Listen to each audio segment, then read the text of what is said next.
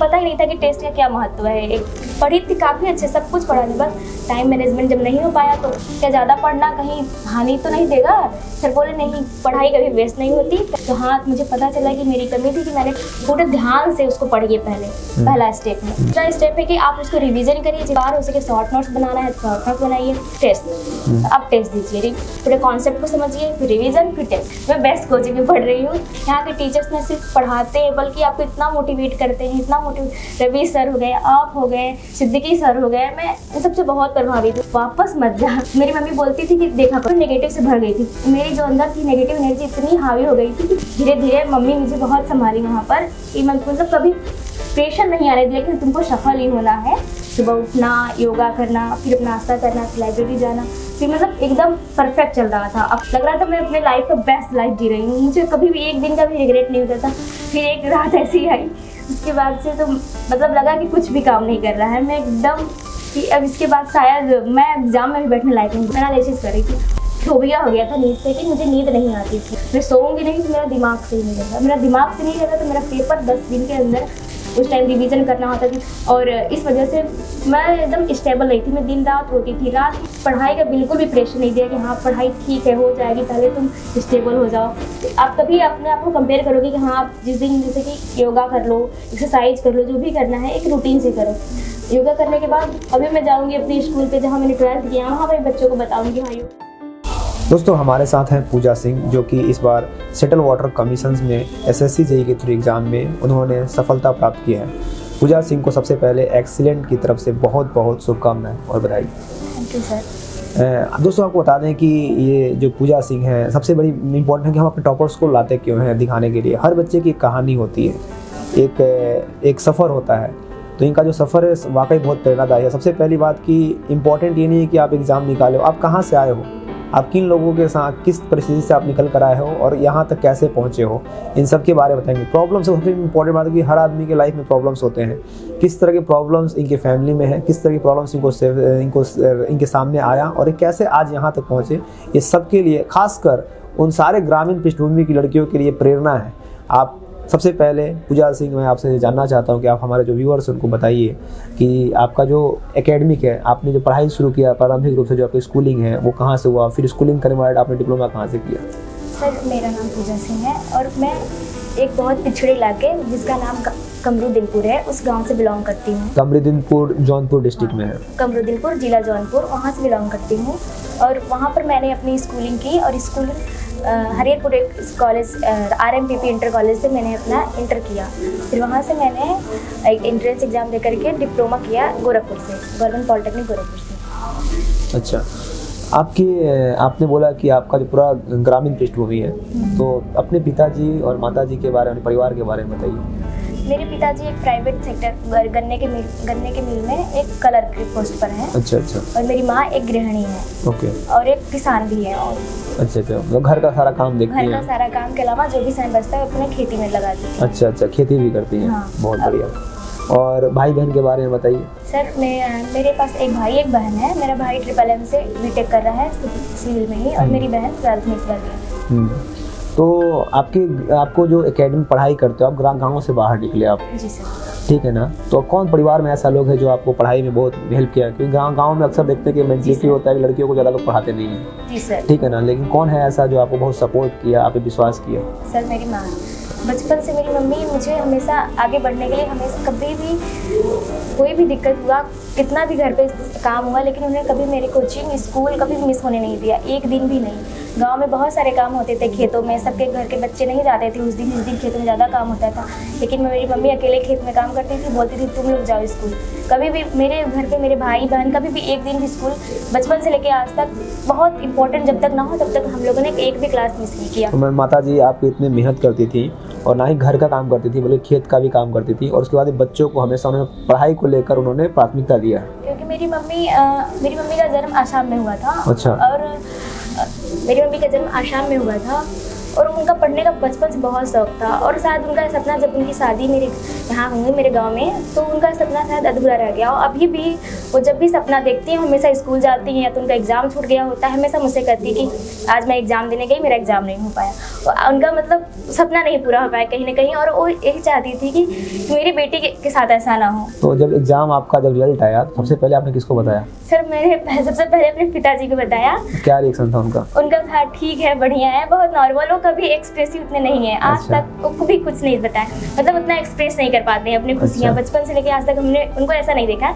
लेकिन हम लोग समझते हैं कि हाँ वो बयान नहीं करते, लेकिन हम लोग को पता चल जाता है कि अच्छा। वो खुश है। मम्मी मेरी काफी खुश हुई थी। तो पापा के बाद मम्मी को बताया हाँ आपने? मम्मी को बताया, फिर अच्छा। भाई को, फिर उसके मम्मी बाद का क्या रिएक्शन था? मम्मी मेरी वो तो सुन नहीं पाई, फिर दोबारा बोली, काफी खुश हुई, बधाई बधाई बोली। उनको लगा कि मैं ही निकाल लिया ना, उनका शौक था ना हाँ एग्जाम। उनका था कि उनका जीना मतलब इतना जो स्ट्रगल था ये उनका। समझ सकते हैं, उस भाव को समझ सकते हैं कि उनको कहीं ना कहीं उनकी माँ को पढ़ने का बहुत रुचि था और ऐसी जीवन की परिस्थितियाँ थी कि वो पढ़ नहीं पाई।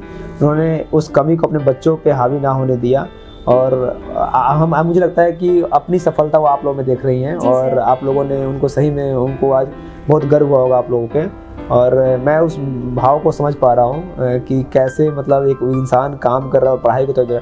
हाँ, और आपने बताया था मुझे कि करीमुद्दीनपुर जो आपका गांव है, कमरुद्दीनपुर, वहाँ पे अभी भी बहुत पिछड़ा इलाका है, ये आपको बता दें, जो जौनपुर और बनारस के बॉर्डर पे है। और वहाँ पे लड़कियों को बाहर पढ़ने के लिए तो छोड़ दो, घर से बाहर निकल दिया जाता है। ये बात सही है ना? घर से बाहर मतलब जैसे मार्केट वगैरह अकेले नहीं जाने, मतलब लड़की बाहर नहीं जा सकती है। स्कूल जा सकती है, पास में जो कॉलेज है वहाँ तक जा सकती है। मतलब आप गांव की पहली ऐसी लड़की हो जो इलाहाबाद या दूसरे शहर में जाके पढ़ाई की हो। हाँ, कह सकते हैं कि हाँ, मतलब जो लोग शहर में रह रहे हैं पहले से, सिटी में जो गांव माइग्रेंट होकर चले गए, उन लोग के बच्चे बच्चियाँ तो पढ़ रहे हैं शहर में, लेकिन गाँव के बहुत कम, रेयर। मतलब मुझे नहीं लगता है कि एक लड़की थी, दीदी थी, उन्होंने किया था, मतलब गाँव में ही रहकर किया था, लेकिन बाहर जाके पढ़ना 5-7। जब आप गाँव से बाहर निकलोगे गोरखपुर डिप्लोमा करने के लिए या इलाहाबाद, वहाँ और भी लोग कुछ बोलते होंगे कहाँ जा रही है? नहीं, कोई कुछ नहीं बोलता था। मेरी मम्मी का था, हम लोग उतना ध्यान ही नहीं देते थे। मेरी मम्मी मुझे सपोर्ट कर देती, मुझे और किसी से नहीं मतलब था कौन क्या कर रहा है मेरे पीठ पीछे, मुझे तो पता सही में ये पूजा का जो लाइफ है ये बहुत बड़ा एक प्रेरणा है इनके गांव के लोगों के लिए। क्योंकि देखो क्या होता है कि एक लड़की जब एक उसी इलाके से निकलती है, तो अब आज इनके गाँव, ये वीडियो उनके गांव के लोग देखेंगे तो कहेंगे देखो यार, हमारे गांव की लड़की अगर आप जाके आप पूजा कर सकती है तो हमारे बच्चे भी कर सकते हैं। आई थिंक मुझे पूरा भरोसा है कि इस इंटरव्यू के बाद उस गांव में एक बदलाव आएगा। और सफलता ये नहीं है कि हम सफल हो गए और नौकरी कर रहे हैं, अगर हमारे कोई कर्मों से कोई प्रेरणा पाता है, किसी की मेंटलिटी में सुधार होता है, तो आई थिंक उससे बड़ा सफलता कोई नहीं है। मेरा मोटिव यही था। बहुत बढ़िया, और आपने बहुत ही बेहतरीन काम किया है। और सबसे बड़ी बात है कि आपको, मुझे पूरा विश्वास है कि जो आपके गांव में जो आज कंडीशन है उसमें एक सुधार होगा आपकी सफलता के कारण। जी सर, मुझे यही उम्मीद है अपने गांव वालों से। अच्छा, तो एक्सीलेंट कोचिंग आपने डिप्लोमा के बाद ज्वाइन किया? कब ज्वाइन किया था कोचिंग को? सर मैंने 2020 में दिसंबर में ज्वाइन किया था। अच्छा, फिर उसके कुछ महीनों बाद, 1-2 महीने बाद कोविड लग गया था। फिर हम लोग को 5-6 महीने के लिए घर जाना पड़ा। जिसके बाद हम लोग आए तो फिर मर्ज करके क्लास चलाया गया। तो फिर 2021 में मतलब मैंने प्रॉपर कोचिंग किया। कोचिंग कंप्लीट होने के बाद आपने कौन कौन सा एग्जाम दिया था? सर मैंने उस कोचिंग कंप्लीट होने के बाद मैंने एक 3 डिवीजन का एक प्रैक्टिस बैच ले लिया था। फिर उसके बाद मेरा SSC JEE पढ़ा था, तो उसमें मैंने बहुत मेहनत किया था, सब कुछ मेहनत किया था। मतलब SSC JEE 2022 काफ़ी मेहनत किया था मैंने उसके लिए। अरे टेक्निकल प्रैक्टिस बैच सब कुछ करती थी, बट मैं टेस्ट नहीं देती थी। मैं टेस्ट से बहुत भागती थी, काफ़ी भागती थी, इतना डरती थी कि टेस्ट से मेरे मार्क्स कम आएंगे तो मेरा मोटिवेशन कम हो जाएगा। मुझे नहीं पता था कि टेस्ट कितना मेरे लिए लाभदायक होगा, मुझे इसका कोई अंदाजा भी नहीं था। और मैं सोचती थी कि पढ़ेंगे, आएगा क्वेश्चन, कैसे नहीं हो पाएगा। पढ़ना, पहले पढ़ ले, बाद में टेस्ट तो एग्जाम में दे ही लेंगे। मुझे पता ही नहीं था कि टेस्ट का क्या महत्व है एक मतलब कॉम्पिटिटिव एग्जाम में, मुझे कोई आइडिया नहीं था।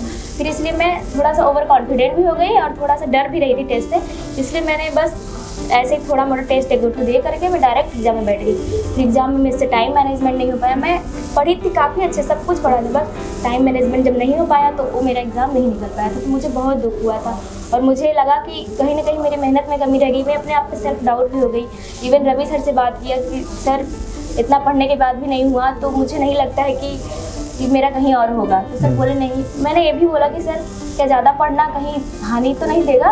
सर बोले नहीं, पढ़ाई कभी वेस्ट नहीं होती, कहीं ना कहीं काम आएगी। उन्होंने मुझे उस टाइम बहुत मोटिवेट किया। फिर भी एक अंदर से सेल्फ डाउट आ गया था मुझे। मैं उस टाइम नहीं समझ पाई थी कि ये किस वजह से हुआ था। फिर जब मैंने बाद में देखा, पीछे मुड़ के जब आगे आई, तो हाँ मुझे पता चला कि मेरी कमी थी कि मैंने टेस्ट नहीं दिया था, इस वजह से मेरा उसमें नहीं हो पाया था। फिर उसके बाद मैंने बहुत सारे एग्जाम दिए जिसमें मेरे नहीं हुए। काफ़ी असफलता से मुझे सामना करना पड़ा। तो फिर आपने इस एग्ज़ाम के लिए क्या स्ट्रेटजी बनाया था? सर इस एग्ज़ाम से पहले मैं 2023 वाला भी दी थी, उसमें प्री निकला था मेरा, मेंस नहीं हो पाया था। उसमें फिर मैंने टेस्ट दिया, फिर मैं और अलका साथ में। तो मैं आपका कहना है कि पहले आप सिलेबस बहुत अच्छे से पढ़ लो थॉरली। हाँ सर, हाँ। और उसके बाद आप प्रैक्टिस करो। सबसे पहला स्टेप है कि आप कोचिंग मुझे पढ़ाया जा रहा है, जितना भी पढ़ाया जा रहा है कंसंट्रेट होके आराम से पूरे ध्यान से उसको पढ़िए पहले, पहला स्टेप है। फिर दूसरा स्टेप है कि आप उसको रिवीजन करिए, जितना हो सके इतनी बार हो सके। शॉर्ट नोट्स बनाना है शॉर्ट नोट्स बनाइए, रिवीजन करिए। फिर तीसरा आता है टेस्ट। आप टेस्ट दीजिए। पहले हो गया क्लास में, पहले पूरे कॉन्सेप्ट को समझिए, फिर रिवीजन, फिर टेस्ट। यही स्ट्रेटजी रहेगी, तो किसी का भी हो सकता है कहीं भी। बहुत बढ़िया। अच्छा, आप जब एक्सेलेंट में कोचिंग कर रहे होते हैं तो आपका कैसा यहाँ अनुभव कैसा रहा क्लासरूम में आपका? यहाँ पर मेरा अनुभव काफ़ी बहुत अच्छा रहा। मुझे लग रहा था कि मैं बेस्ट कोचिंग में पढ़ रही हूँ। मुझे कहीं से कभी भी रिग्रेट नहीं हुआ कि हाँ मुझे कहीं और पढ़ना चाहिए था। मुझे ये फील ही नहीं हुआ। यहाँ के टीचर्स ने सिर्फ पढ़ाते हैं, बल्कि आपको इतना मोटिवेट करते हैं, इतना मोटिवेट। रवि सर हो गए, आप हो गए, सिद्दीकी सर हो गए। मैं उन सबसे बहुत प्रभावित हूँ। सिद्दीकी सर से स्पेशली जो समाज के लिए सेवा करते हैं, मैं उनसे काफ़ी प्रभावित हूँ। और सुमित सर से भी। अब जब मुझे पता चला कि सर योग के बारे में इतना सोचते हैं, मैं तो बन की फैन हो गई थी तभी से ही। अच्छा, आप जब हमारे लोगों को जरूर बताइएगा कि आप जब पेपर आपका था एसएससी जेईई का मेंस, तो आपको एक तरह के प्रॉब्लम्स हुए थे आपको। जी सर। वो प्रॉब्लम्स क्या हुए थे और आपको कितना प्रभावित किया, उसके बारे में बताइए। सर पहले तो बताऊंगी, जब 2023 में मेरा मेंस नहीं हुआ था, मैं काफ़ी हो गई थी, मतलब टूट चुकी थी एकदम। था कि अब मैंने बहुत कर लिया, मैंने अपना 100% दे लिया, अब नहीं हुआ तो शायद अब नहीं होगा मेरा। तो बहुत रोती थी, काफ़ी रोती थी। फिर मैं अलका से बोली, अलका मेरी फ्रेंड है, अलका इनकी फ्रेंड थी जो कि सीपीडब्ल्यू में 2023 में हुआ था। ठीक है, हाँ। मैंने उससे कहा मेरा नहीं होगा, अब मुझसे नहीं होगा, मैं अब गिव अप कर रही हूँ। बोली नहीं, तू यहाँ तक आ गई, इसके बाद वापस मत जा। उसने मुझे बहुत समझाया कि वापस तो मत जा। तो नहीं, मुझसे नहीं हो रहा है, अब शायद मैं ना कर पाऊँ, इससे मैं नहीं कर दे पाऊँगी अपना। उसने मुझे बहुत समझाया। फिर मैं घर पर थी उस टाइम, मेरी मम्मी एक आती थी, मतलब एक शो आता था रात के 10 बजे बीके शिवानी जी की। मेरी मम्मी बोलती थी कि देखा करो। मैंने बोला चैनल पे आता था ये शो? चैनल तो शायद मुझे याद नहीं, बस मम्मी 10 बजे आता था, मम्मी कभी कभी देखती थी, उनको अच्छा लगता था। मुझसे बोली देखा करो। मैंने बोला कि नहीं, मुझे नहीं देखना है, ये सब तुम ही देखो, मुझे नहीं। इन सब में ये सब झूठ बोलते हैं जो भी है। क्या शो था वो? बीके शिवानी जी की, उसमें कुछ बातें बता दी जाती थी, मुझे शो का नाम तो नहीं पता है। तो मम्मी मुझे बोली कि बस देखो, आज तुम देखो। तो मैंने बोला ठीक है देखते हैं। 10-15 मिनट देखा, काफ़ी मतलब पॉजिटिव। उस टाइम में एकदम पूरी नेगेटिव से भर गई थी। मेरी जो अंदर थी नेगेटिव एनर्जी इतनी हावी हो गई थी कि मुझे मेरी खूबियाँ दिख ही नहीं रही थी कि हाँ मेरे अंदर पॉजिटिव चीज़ें भी हैं। मैं उनका देखा, फिर वहाँ से मेरे थोड़ा होप मिलने लगा कि हाँ पॉजिटिव एनर्जी भी होती है क्या।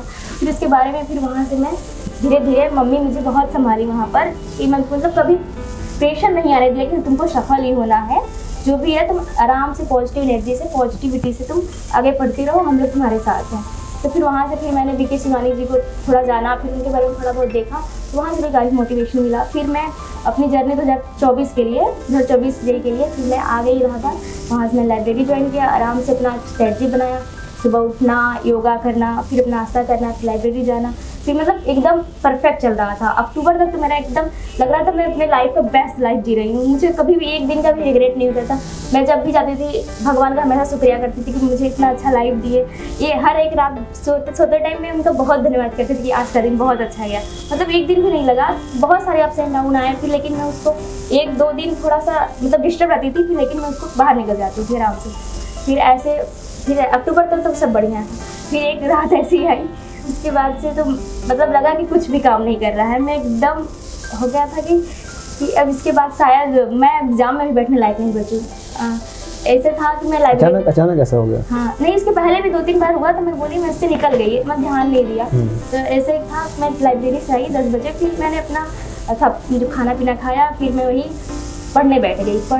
वैसे मैं जनरल लाइब्रेरी से आके बस वही बीके शिवानी जी की एक पुस्तक है, एक बुक है कि the power of one thought, मैं उसको 2-3 पेज पढ़ के सो जाती थी। डेली मेरी यही रूटीन थी कि आना है, 2-3 पेज पर खाना पीना है, फिर 2-3 पेज पढ़ के सो जाना है आराम से, फिर सुबह उठ के जो भी अपना काम करना है करना। तो उस दिन मैंने सोचा नहीं मुझे पढ़ना है। मैं टेस्ट वगैरह साथ दी थी, उसका मैं एनालिसिस कर रही थी। उस रात को मैं थोड़ा लेट जग गई, 1-2 बजे साथ जग गई थी। और फिर मेरे मन में आया कि शायद मुझे ये फोबिया हो गया था नींद से, कि मुझे नींद नहीं आती थी रातों में। काफ़ी दिनों से ऐसा होता था, लेकिन ठीक हो जाता था बीच में। फिर उस दिन था कि शायद अब मुझे नींद नहीं आई। मेरी टाइम तो 11 या 12 बजे की थी, आज तो 1-2 बज गए, फिर शायद मुझे नींद नहीं आई। फिर उस दिन मेरे दिमाग में ये बात बैठ गई, ऐसा बैठा कि वो 1 महीने तक नहीं निकला और फिर मुझे नींद ही नहीं आई उस रात क्या। फिर मैंने बोला ठीक है चलो नेक्स्ट डे आएगी, नेक्स्ट डे भी नहीं आई। फिर मैं 2-3 दिन हो गए, फिर मेरे मन में था अगर मैं सोऊंगी नहीं तो मेरा दिमाग सही नहीं रहेगा, मेरा दिमाग से नहीं रहेगा तो मेरा पेपर 10 दिन के अंदर होने वाला है।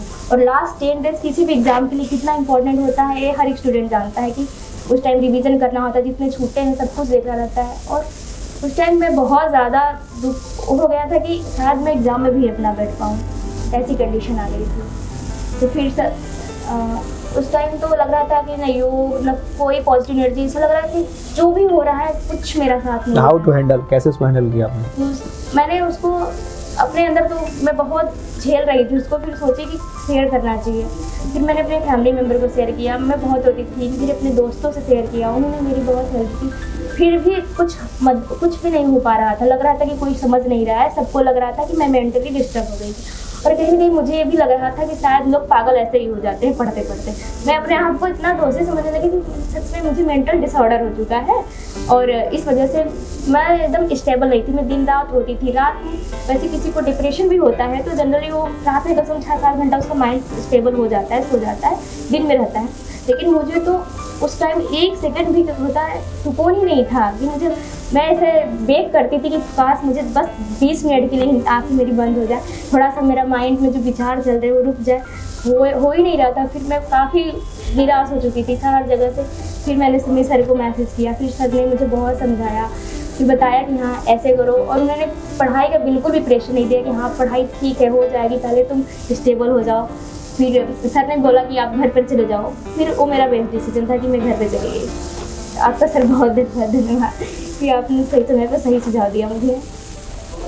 सेंट्रल वाटर कमीशन को एक बहुत अच्छा चेहरा भी तो मिल गया, फिर इस देश का भला होगा। फिर अच्छा ये बताइए कि ये सब बातें इसलिए कह रहे हैं कि बहुत से बच्चों के प्रॉब्लम्स होते हैं, ठीक है ना, आपको कोई इस तरह की बातें शेयर नहीं करता है, तो आपके माध्यम से बहुत से बच्चों को पता। आप जो हम तैयारी करते हैं, बच्चा पढ़ाई करता है, कोचिंग में आता है, तो आपको क्या लगता है हेल्थ कितना इंपॉर्टेंट है?